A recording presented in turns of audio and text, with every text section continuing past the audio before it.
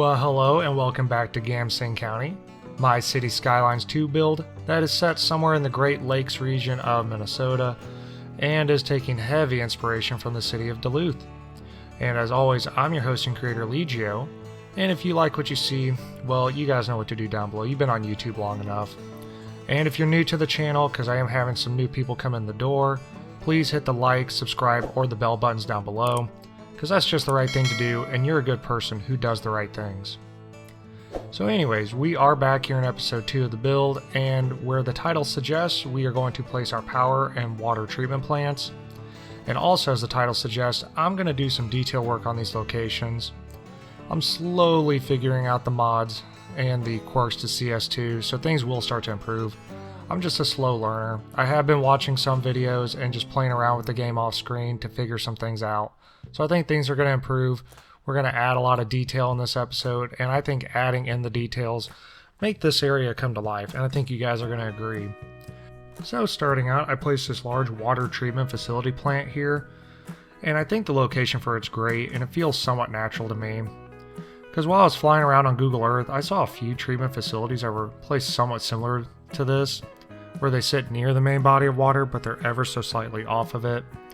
I think that's to prevent storm surges and flooding of the facility. I could be wrong about that. I believe what they're doing is using the natural terrain to shield the facility a little bit. So in my headcanon, the Gamsing County Water Department had all that in mind when they were building this. And I would imagine it's also easier to just manage the intake and outtake of the water with this arrangement. I just went with it. If I'm being honest, it's all imagination with a twist of realism, and I like the look of it.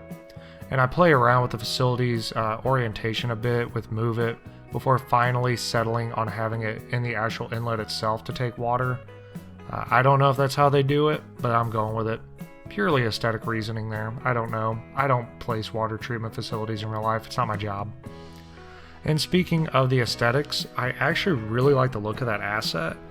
The tanks on it and the pipework look excellent. That's just a level of detail and realism we lacked in the base game of CS1. To create something like that in the original, you'd either have to find a high poly count asset or blend a whole bunch of pieces together that would inevitably bog your game down and take up a bunch of RAM. So it's nice how they have that set like that. It's also nice how they have parking lots on the asset, so I don't have to go and make those. It's a huge time saver. I'm not sure if they have the correct ratio of parking spots to workers, but I'm going to let that slide. American parking standards are ridiculous anyway. Also, when I zoomed in on the clarifiers, those things look great. Really like the look of those. If you get down close, the detail on those is actually really nice. The only thing that seemed off to me with this asset is the advanced filtration system, which are those white domes. Those look a little off to me. I think they're too tall, but I'm going to let that slide too. They still look good. And here I begin work on the break waterfront. These are used again to control water flow in and out of the area, so I just kind of had to have it in the area. Just manipulates and prevents those surges that I've talked to death already. In game, it really doesn't serve a purpose. It doesn't change the mechanics or water flow or anything like that realistically, because City Skylines is going to do its own thing with water. It doesn't follow nature. But for my sake, I'm adding it to add more realism and nature to the map. And I do a lot of experimentation with this little piece of land. Some of it's done off screen, a lot of it is done on screen though. I'm mostly playing with the decals and the nature assets to see what the game is capable of. And it does take me a little while because currently I lack the copy and paste feature from Move It. I don't know if it's been added since. I haven't opened up the game file for a while, but we'll see. I know it's coming, I know it'll be in there, but at the time of the build I didn't have the feature, and if I did have it, I didn't know where to find it. But I do end up circling back to that breakwater spot a little later on, and I flush it out. Talk about that when we get there. But what I'm doing now is just kind of going around the facility and the area and just kind of adding some detail with some bushes and decals and manipulating the parking a little bit. I didn't like how the parking lot was set, so I just come in and kind of redo everything. I add these dirt decals, and that just adds a great sense of realism. And I take out those parking spots and add my own, because I don't like the parallel parking along the fence. That just looked weird to me. So I add my own parking. I get rid of the light pole in the middle of things and just add more parking here in the back. Because again, in America, we're all about the parking. I'm just really focusing on improving the visuals and the realistic aesthetic of this area as best I can with what I've got. But to continue down the conversation of aesthetics, you're going to see the map textures change a couple times throughout this episode. I kept finding new map textures on the PDX page, and I kept playing around with them and trying them out, and I kept mixing them together to see what I got, because I wasn't really a fan of how the grass looked. So the grass here is different. I believe I used the, I believe it's Chameleon's map theme for the grass. I can't remember all the themes I'm using right now. I might try to post that a little bit later. But the Chameleon grass is what I'm using. I know that one for sure, and I think it looks really good. It doesn't glitch. I noticed some of the textures were glitching on me with the grass, and it just didn't look good. It was either too rough or too smooth. I don't know how to explain it.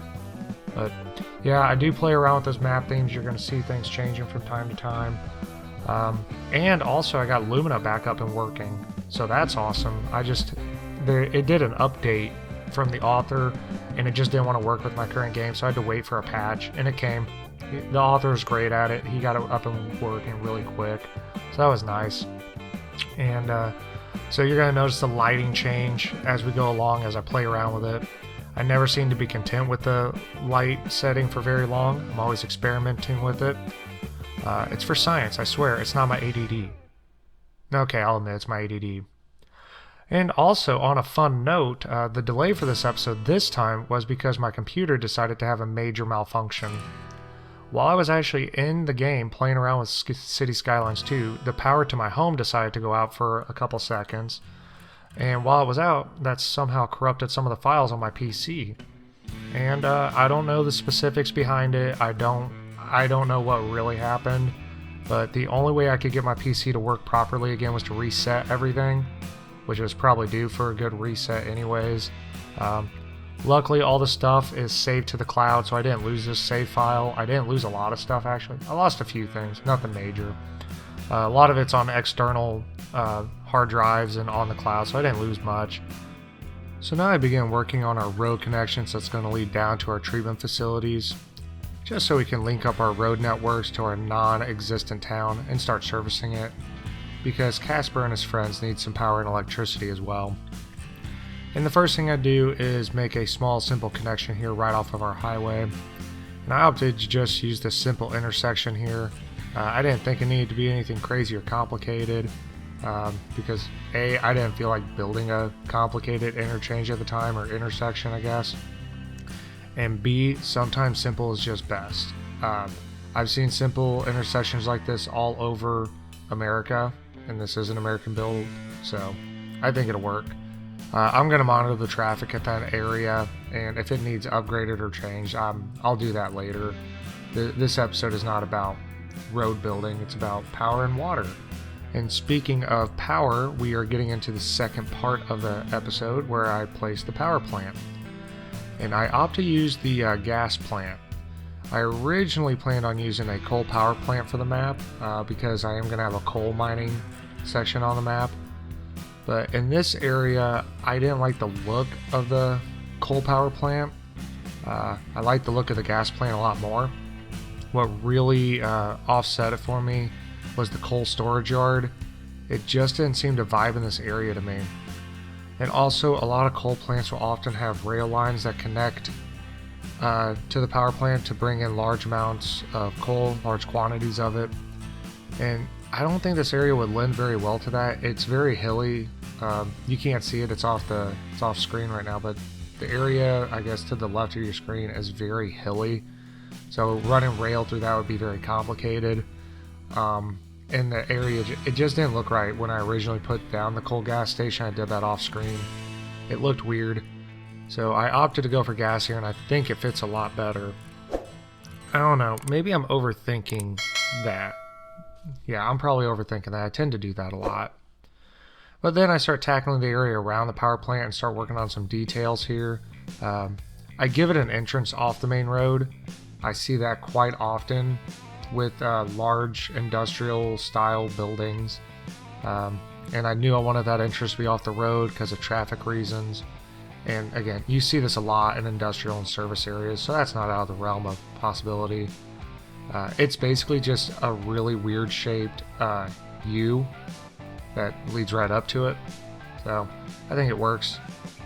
And I was going to build a large parking lot for the area, but I also flew around a lot of power plants. Like I went on Google Earth and looked up a lot of power plants in Minnesota, in the Great Lakes region, honestly, is where I focused.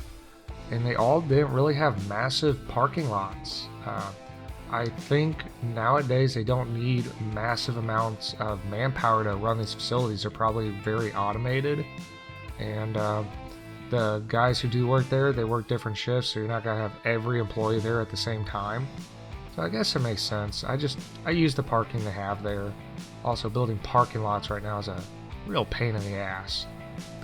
So I probably went way too in depth on my parking lot talk. But then I start working on this back lot here, which is a massive parking lot, so you know, I'm a hypocrite. And I placed several different props and decals, and in my opinion, this area just really pops. Use an assortment of different props to try to give it that industrial feel I was trying to achieve, and I think I did. Some of the props make sense here, some of them probably don't if you're familiar with what actually needs to be there, but I went with props I thought looked good and I thought fit the theme. And I just placed a bunch of trucks, and I think that's actually a snow plow up there, don't know why that would be there. Some dump trucks, don't know why they'd be there, but they fit the theme, and beggars can't be choosers. Because when I was building this, I didn't get the large update with like the 300 props that came with it. So, but I do think I achieved the look and feel I was going for, and that was just a rundown, grimy back lot of a power plant that no one cares how it looks. It's just there to park heavy machinery and for some of the workers to park. And I just go around the area and add some trees and bushes. Just, you know, I don't know if they'd actually be there, but I think it looks good. Anytime you add a tree, it's a good thing. And then around this plant, I thought this would be a really cool little project. I thought it'd be neat to have a small creek that kind of wrapped around it. And the creek is going to serve as a barrier for a local neighborhood that I'm going to place down in a minute or so. I think you guys are going to like that. And also, if I'm being honest, and if we're being honest with ourselves, the plant would have most likely dumped some of their waste into this creek. That's an unfortunate and all too common answer for waste in America, at least. I think that's a worldwide problem. And I know dumping has gotten better, but in the canon, in the story of Gamsing County, that creek was originally a dump site for some of their waste. Which is super because the water facility we already built isn't all that far away, and the creek runs out into the lake. So, you know, poor planning was done by some unknown builder. I wonder who that could have been. But yeah, I really do like the addition of this creek. It added a level of realism and a touch of nature in an area that was otherwise going to be an industrial wasteland moving forward. And when the neighborhood comes in here in a second, I think you guys are gonna really, really like that. But now I start working on the last part of the episode here, and that is the first neighborhood of the map. And upfront honesty, I built the neighborhood because when I reviewed my footage, I felt I had very little content for the episode. When I sped things up, the episode flew by in just like 10 minutes or so, something like that. And I wanted, it'd been a long break since I posted something, so I wanted to give you guys some substantial content. If neighborhood builds aren't your thing, you can go ahead and close the episode. You're not going to offend me. I know it's not the most exciting thing, but for those of you who enjoy it, here you go. And also, I had a vision of a neighborhood in this area while I was building the power plant. Like, while I was building the plant, it kind of came to me, and I knew if I didn't build it right away, I was going to forget about it. That's happened to me several times. I'll have a plan for an area on a map, and I'll be like, oh, I'll come back and build that later, and then I don't. And then after I built the area up, I'm like, wait a minute, I already had a plan for that area. So I didn't want that to happen, so I just went ahead and built it all now. So consider the remaining footage kind of bonus material. If you like neighborhood builds, well then I guess this is for you. And all jokes and poor planning aside, the neighborhood does turn out really good. The road design in this area was inspired by some random neighborhood that I stumbled across on Google Earth. and I have since forgotten where it was that I found it. I want to say it was in a suburb of Detroit, because I've been kind of Google Earth roaming the Great Lakes region, and I know I panned over Detroit, but I honestly can't remember. I do have the memory of a goldfish. And I end up using a mix of zoning and Plop the Growables for the houses in this area, and it fills out really nicely.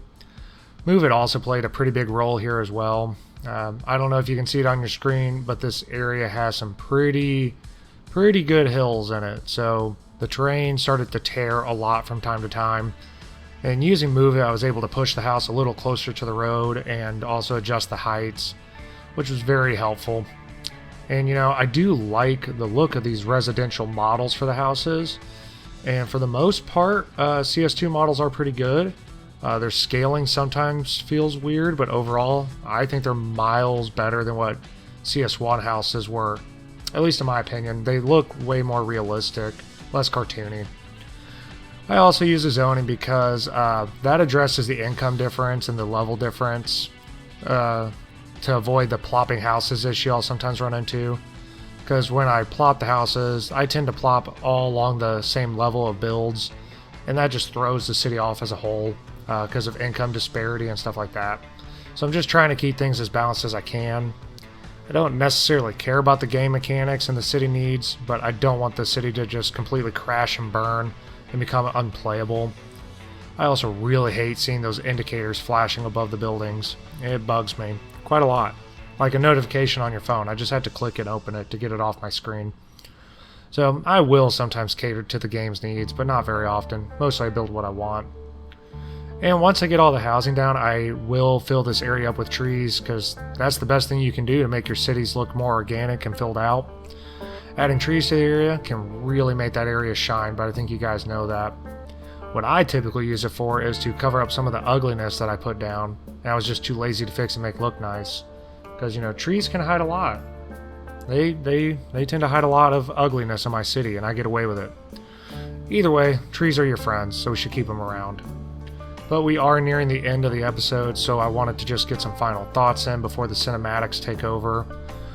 First, I am hoping to pick up the pace of the episodes. I've been out of town a lot recently. Work has been sending me pretty much all over the place, all over the country. And I've also worked a lot of overtime this month, in which, you know, it's great for my wallet and for paying my bills, but it's not so good for my tiny YouTube channel to grow. It really damages and destroys my algorithm. So I guess I'm just asking for you guys to be patient with me. I'm doing my best. It's just that my best kind of sucks. And I am hoping to get the next episode out within the next week or so, but we will see what happens. I have a wedding this week and I have to go to. Bride and groom were really selfish in saying they do want me to be there.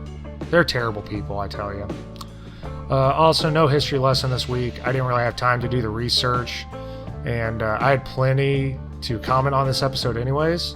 Did a lot of talking about the build. So the history lessons will come back, I promise. I do have some outlines of the lessons I want to cover. I just want to give them the proper research time they deserve, because accuracy is a priority for me. I also want to apologize for like the haphazard dialogue I put in this. I did not write anything down. I just jotted some quick notes and kind of just freelanced it. Yeah, there was no real thought out plan with the script on this one. I just sat here, watched the video play, and commented on it. So hopefully you didn't hate it.